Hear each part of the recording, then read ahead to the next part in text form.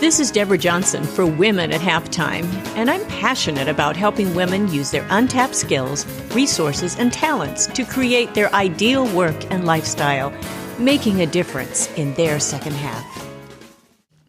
Deborah Johnson with you today, and we have a great subject, how to turn if-then into if-when. And you might be wondering, well, what's the big difference? Well, we're going to find out today. So I have some great little points here to be able to discover the difference and which one is more actionable. So to remind you, our cart for Learn Music Again is still open as this airs. And we have some great freebies on that website, learnmusicagain.com. And if you are facing stress, music is an amazing resource for you. Please don't discount it. You might feel non-musical, completely non-musical, but you just to enjoy the sound, and most everyone can learn. And you don't have to play for anybody. You can just do it right for you, even if you're a very, very beginner. Learn Music Again is mostly for the intermediate, but I have a program for beginners. So again, don't discount it completely. Go ahead and check it out. Get the freebies. And I have a 3-video course, a free course, and it starts from the very, very beginning. So you will enjoy that no matter what level you're at. So let's dig into this little topic. I'm going to talk about if-then first, and then go to if-when. And yeah, they even rhyme, don't they? The phrase if-then, it speaks of a conditional situation. If you do this, then I'll do that. That means you have to fulfill your end of a bargain before you start to move on any sort of agreement. And many contracts are put into place with this stipulation. If you do this, then we'll do that. The first part of the proposition needs to be true and fulfilled before the second can even be accessed. And for any attorneys listening to this, oh yeah, that makes perfect sense. You don't have to be an attorney, though. Many of us do a lot of our own contracts. I've done my own contracts for many years. The phrase if-when, and this is where I wanted to distinguish the difference, because I think it's a very important principle here. When moving from if-then toward if-when, you might think they sound and they are so similar, but if-when is more assertive and actionable. And to me, when you use that when, it's a scheduling word.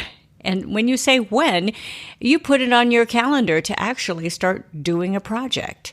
When means there's an actual start date.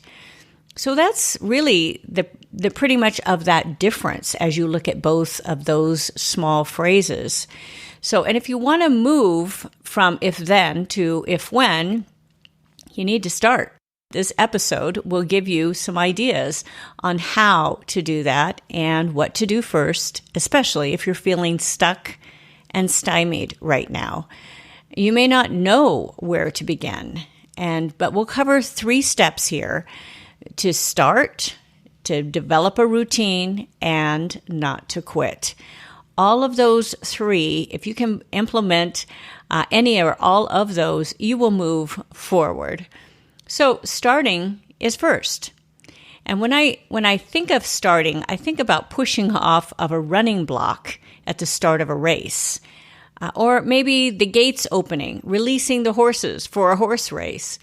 It's the act of jumping into a pool and swimming laps. All of those are actions, and it's the first step for moving the phrase if-then to if-when, starting. We hear it from personal athletic trainers, from business coaches, and even Nike shoes with their slogan, "Just do it." Phil Knight, the creator of Nike, believed in his shoe product so much that he didn't wait for some sort of guaranteed distributorship of sales. He made almost no profit from Nike the first several years. And instead, he reinvested every penny of profit to buy more shoes to sell. And he saw this small window of opportunity to make Nike huge. And that's why he wanted to grow so fast and as fast as possible. And in fact, he was so committed to this that Phil even took a full-time job at an accounting firm for a few years to provide a stable income for his new wife and kids. And this was while he was growing Nike. And as I've spoken to so many musicians throughout the years, many have had to take these little side jobs just to keep their art going. Nothing wrong with that, to keep it going. And I know many now are going to be facing many of the same challenges with all of that our world has been facing with the cancellation of live events as this airs. So if you want a good book to read and be inspired, it's rather long, but it's very inspiring in his journey, the book Shoe Dog, and it's the memoir by Phil Knight. And it's a fascinating read on his journey, and I think it will really encourage you in your journey and in starting. There's an emotional hurdle to get going, especially if you've taken any sort of break, or if you're facing unhealthy fear, or if you're steeped in discouragement, or even unsure and confused in what to do next. Many are at that point right now. Maybe that's you. And risk is a normal part of life, but how we mitigate it and evaluate it, we can minimize that riskiness of a venture. So take the time to really look at the risk, but don't be afraid to start, even very, very small. And some are facing procrastination. Procrastination, of course, can come in many, many forms. And this is convicting, surfing social media when you're bored or unsure what to do next. I mean, maybe you just don't know what to do, so you get on Instagram and there you go. There's another 30 minutes, 45 minutes. Or binging on Netflix, and especially when working at home, you get hooked onto a series. There are so many series that maybe you haven't seen, and then you start watching them and it just goes on and on. Or, here's a big one. You're never getting to that diet you've talked about for months, and now you're feeling sluggish, especially if your exercise routine has been broken up. And I know I have to watch a little bit more because my exercise routine is not the same. And so that's a big deal on our physical stamina. It's very helpful to have the outline of a plan and then just get moving ahead. And I find that momentum creates more momentum. If I get just a few sales going, and I know you listen to some of these podcasts, and it's like, they're just pouring in. You can't compare yourself to those people. If I just get even a few, and I think, this is going to change their life, this is going to change their business, this is going to change their mindset, that to me creates so much momentum for me, so much excitement. So give yourself a chance to create that momentum. And you can't worry about going slow. That's a mind game. And if you start comparing yourself with others, that can be really deadly. So really be careful about that. The mind games of that comparison. And it's a head trash principle. So be careful about that. So just start. That's the first one. Just start. Get off of those starting blocks. And then number 2, develop a routine. This is another biggie. One of the best ways to achieve results from most any project or any program is to put together a new habit that will move you forward, and then schedule it as a regular routine as part of your day. Repetition is very powerful, but exact repetition is even more powerful. We read this through many studies on habits and creating that sort of management tool. The book Atomic Habits by James Clear is one that I will pretty much read every single year or listen to on audiobooks. But he defines an atomic habit as a regular practice or routine that's not only small and easy to do, but also it's the source of incredible power and a component of the system of compound growth. Okay, so what does that mean? If we're talking about compound growth in finances, it's built upon what has been built upon. So it keeps multiplying. And so that's a multiplying principle. That's pretty exciting. But if you start small, just little habits, if you leave off that piece of bread at breakfast and thinking, it's only one little thing, but it might make a big difference for you. Or you add in a 30-minute walk. It's just something small. But if it's consistent, it will make a difference. Routines apply to most every field, even professionally. And I needed to personally develop a routine in my rehearsal for even walking on a stage. First of all, I did not want to trip. Second of all, I wanted to be moving purposefully onto a stage. And you want to be able to come out with the right sort of attitude. So I had to develop some sort of a routine for my rehearsal, for doing that, for actually just walking on the stage before I would even play or sing a note. So at the beginning of a show, whether a larger or small show, I had to make a decision when standing on the wings of the stage. So there's a certain feeling that you get when you are standing there. You're wondering, okay, you can't really peek through the curtains and see how big the audience is, although I have done that. But you want to, you can hear certain things, but you have some decisions to make. And I knew at that point, being on the wings of that stage, I had rehearsed over and over for that moment. I had practiced my walk. I had rehearsed with my shoes. Very important when you're an entertainer. You rehearse with the shoes. You don't want to trip. You don't want to slide. There are certain shoes that will make you slide. And that you want to be able to walk out confidently in front of that audience with a nice warm feeling. And this is for a community theater or a large stadium. It doesn't matter. But after so many times of just doing this, I find the butterflies are still there. There's still that anticipation, that adrenaline. I feel like that horse behind that gate ready to go. There's some sort of excitement that happens. And I actually have to slow myself down.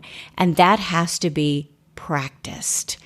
And I started a routine of taking slow, even breaths and then intentionally walking out to begin the show. And then it would set all the other parts in motion. And that was a routine I really had to practice. And since it was a routine, the progression became more automatic since the first note, since I would play then the first note or sing the first note of the show, it would seem then to be almost automatic and the music would almost take over. But that applies to most every field.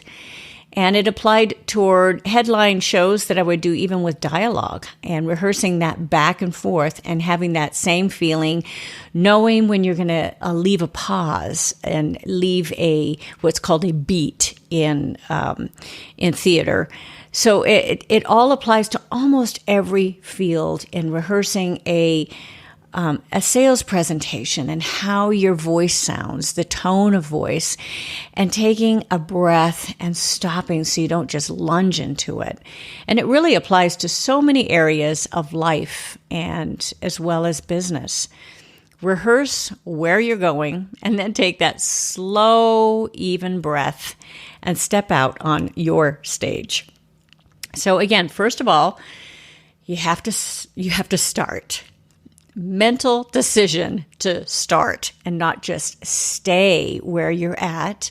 And then number 2, developing that routine and figuring out what sort of routine will work for you. The routine I put together is different than the routine my husband will put together for our eating habits. We are just different and wired different. The routine I have is different for workouts than him as well, or other people around me. that I have a different sort. I work out in the morning. It's better for me. First thing, I like to get it pretty much done with, and he's different. And the same with your colleagues, your friends, and people that you work with, or even people that you live with.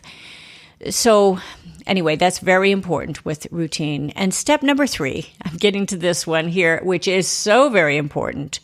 Don't quit. Even if your plans change and you decide to pivot, don't quit. There's a difference in pivoting and in changing than quitting. If you quit, you're just going to stop completely. You don't stop completely. Figure out how to change it or how to regroup. Even if you feel like you need to cut your losses on a project, put your energy somewhere else. You're not quitting. You're just putting your energy somewhere else. And it's really a mindset decision. And if something's not working, it sometimes it feels like, well, maybe I should just quit. Maybe I should just retire right now. If you are at the halftime of life, maybe that's what you're feeling. You're feeling like, well, there's no time like the present just to completely retire. I don't know how my finances are going to hold. I don't know how anything's going to hold because now we have such an uncertain world. But I just don't feel like going on. And you can't let that take over. If you are going to truly retire, you need to really look at everything logically and not just do it because you feel like quitting. That's a very important decision. And in fact, I think people should work as long as possible, keep the mind sharp, and keep going. Plus, if you are at the halftime of life, oh my goodness, do you have so much to give to the world. Our younger generations need to hear from you, and maybe they won't listen right off, but at some point they're going to come across some roadblocks and they're going to need you, and you are going to have some of those answers to develop some of those relationships, to be open to that. Don't quit. And it's really that mindset decision that you have to get behind a lot of that. And your mental thoughts are very powerful. They're going to affect your actions, everything.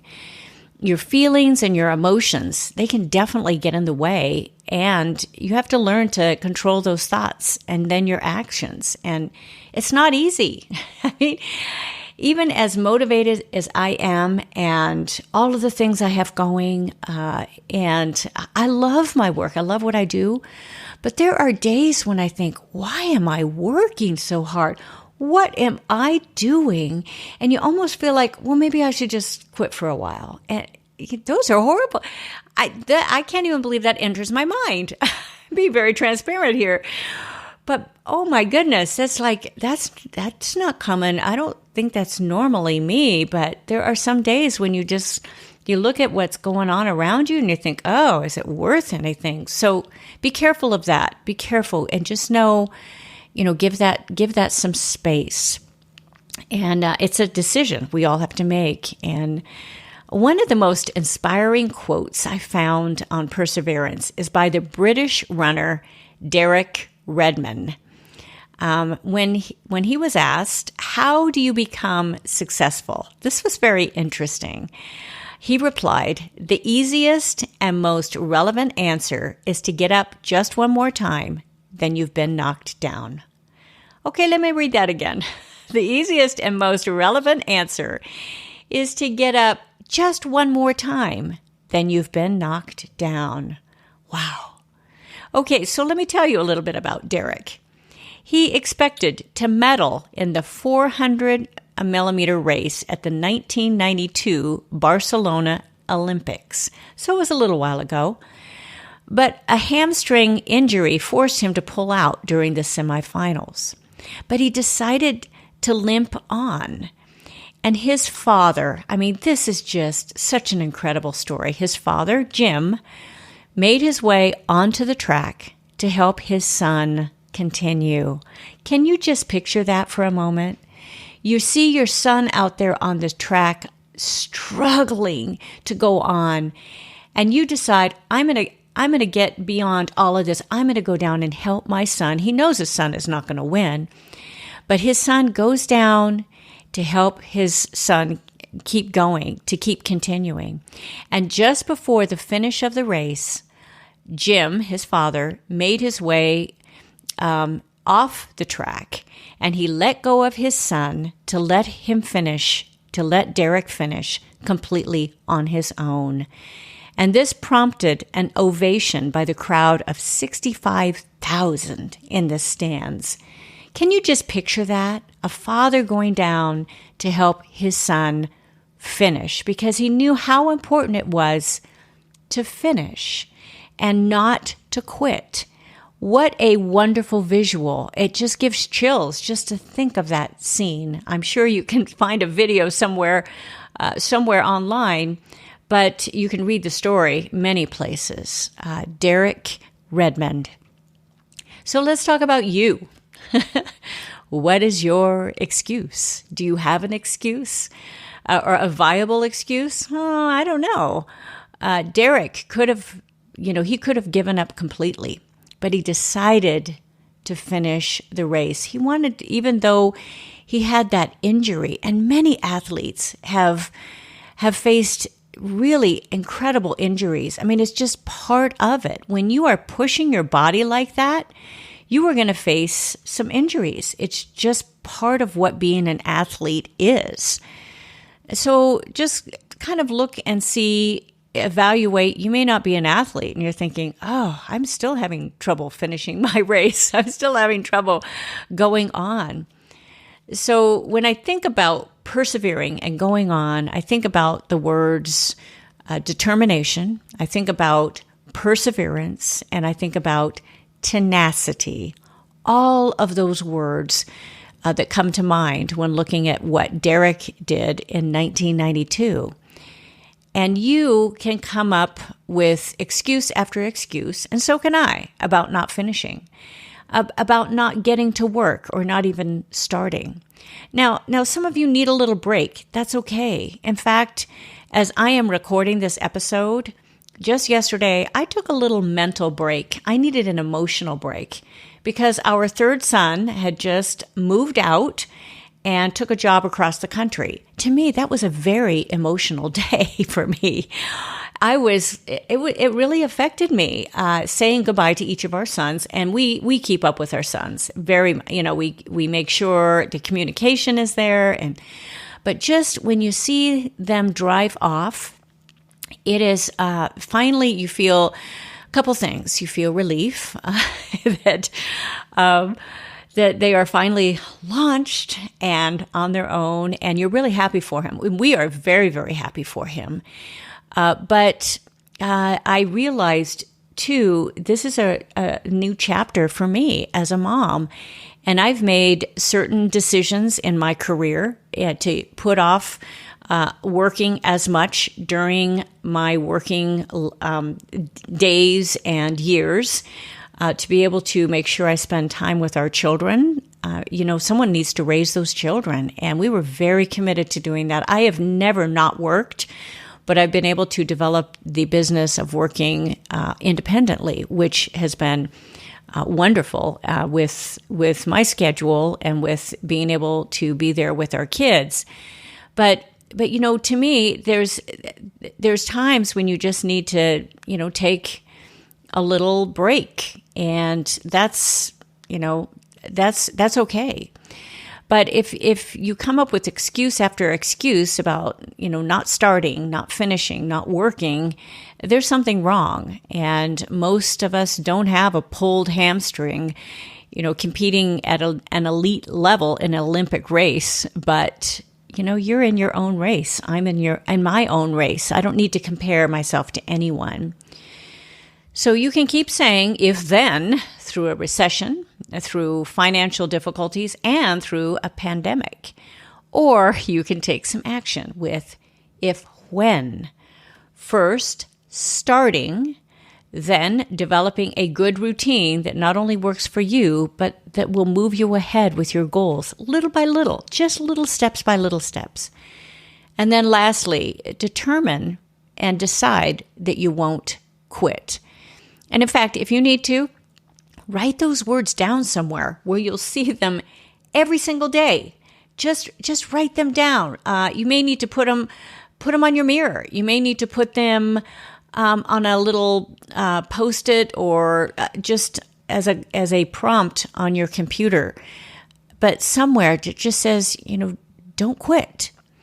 And you may not finish first in a physical race, but you will finish in life and in business. And you'll be in a much better place for it. Not only in life and in business, but really in emotionally knowing that you will have made at least a little bit of a difference. And I hope that encourages you to develop that routine and to not quit. So thanks so much for being with me today. This was a great message as I produce many of these episodes, the podcast episodes. They speak to me just as much. So they're great principles. And next week, you want to be here. And I just spoke about our third son moving off, but you need to be here next week because Greg is on with me. We are on together, my husband, once a month, and we have we met on a blind date, and we've been together ever since, many years. And he is a delight. And we are talking together next week on, do adult children still need parenting, or do they need a partner? And it's a fun episode and stuff that we have been living through. And I think is very applicable for so many of you that may be listening. So if you are enjoying this podcast, please listen and then subscribe so you don't miss a single episode. But please share it with some of your contacts and your friends. I would love more people to be able to just be encouraged by some of these messages.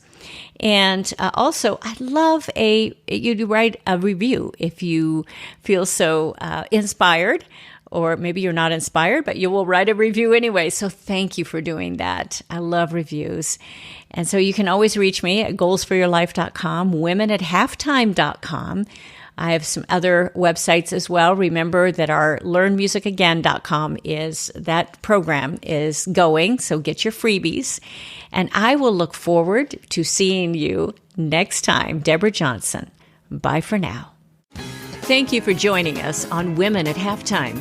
Visit goalsforyourlife.com or womenathalftime.com for many more resources, downloads, and programs, or to get in touch with me. I'd love it if you leave me a review and tell your friends. So until next time, this is Deborah Johnson signing off.